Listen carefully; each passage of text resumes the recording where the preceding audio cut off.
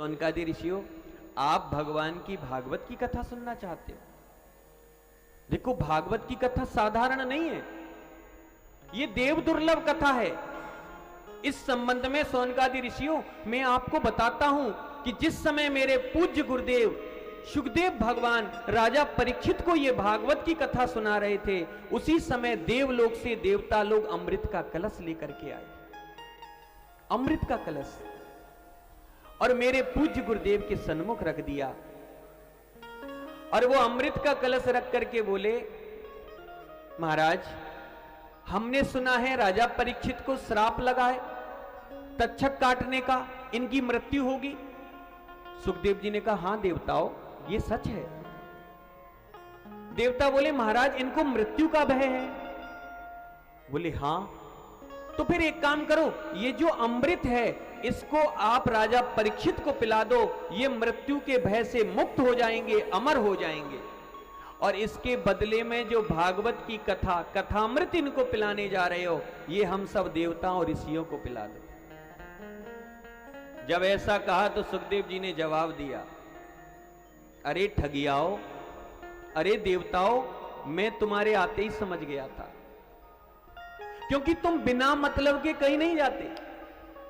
हां, अंतिम समय दधीच बाबा को प्रणाम करने गए, लेकिन बदले में उनसे हड्डियां ही मांग लाई,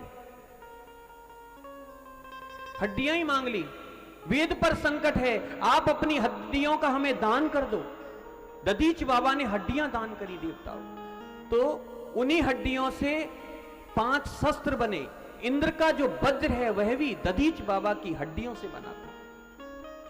तो आज वही कह रहे हैं सुखदेव जी, अरे देवताओं, अरे ठगियाओ, मैं तुम्हारे आते ही समझ गया था, स्वकार्य कुशलासुरा, तुम अपने काम में बड़े चतुर हो, चालाक हो। देखो देवताओं, अगर तुम श्रोता बनकर के आते तो मैं तुम्हें कथा जरूर सुनाता, लेकिन तुम श्रोता बनकर के नहीं, सौदागर बनकर के आए। तुम सौदागर बन के आए, अमृत का कलश लेके आए हो कि ये अमृत का कलश ले लो और भागवत की कथा हमें श्रवण करा दो। अगर श्रोता बन के आते देवताओं तो मैं अवश्य तुम्हें कथा का पान कराता, लेकिन तुम सौदागर बन करके आए हो। डांट कर, फटकार कर, विनम्र की भावना से देवताओं को, ऋषियों को भगा दिया सुखदेव जी ने, कथा नहीं सुनाई। अभक्तांस्तांश विज्ञाय न ददौ स कथामृतम श्रीमद भागवती वार्ता सुराणामपि दुर्लभा। डांट कर भगा दिया, फटकार कर भगा दिया, अभक्त जान करके। देवता लोग सब सीधे पहुंचे ब्रह्मलोक, ब्रह्मा जी से शिकायत की। पितामह वहां मृत्यु लोक पर गए और वहां मनुष्यों को, ऋषियों को, राजा परीक्षित को कथा सुनाई जा रही। हम देवता लोग पहुंचे तो हमें डांट कर, फटकार कर भगा दिया, अमृत को भी ठुकरा दिया।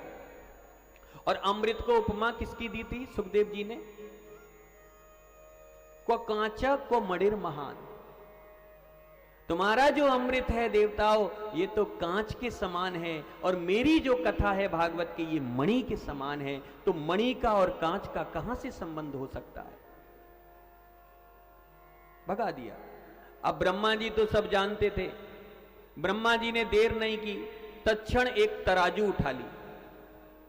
सत्यलोक के तुलाम बद्वा तोलयत साधनान्य। जब सत्यलोक में एक तराजू को उठा लिया और देवताओं को ज्ञात कराने के लिए ब्रह्मा जी ने एक पड़ले में तो श्रीमद् भागवत महापुराण को स्थापित कर दिया, और दूसरे पड़ले में जितने भी धर्म ग्रंथ थे, सारी नदियां, तीर्थ स्थल, सबका जल, सारे पुराण वेद सब स्थापित कर दिए। लेकिन बंधुओं, चमत्कार हो गया, भागवत जी का पल्ला नीचे झुका रह गया और समस्त ग्रंथों का, समस्त तीर्थों का जो जल था, वेद पुराण सब ऊपर उठे रह गए। ये दृश्य जैसे ही देवताओं ने, ऋषियों ने देखा, सब विस्मय में पड़ गए, चकित हो गए। लघुन्यानी जातानी गौरवेण इदम महत तदा ऋषि गणा सर्वे विस्मयम परमम ययु। चकित हो गए, ये कैसे हो सकता है? भागवत जी का पढ़ला नीचे, समस्त ग्रंथों का पढ़ला ऊपर।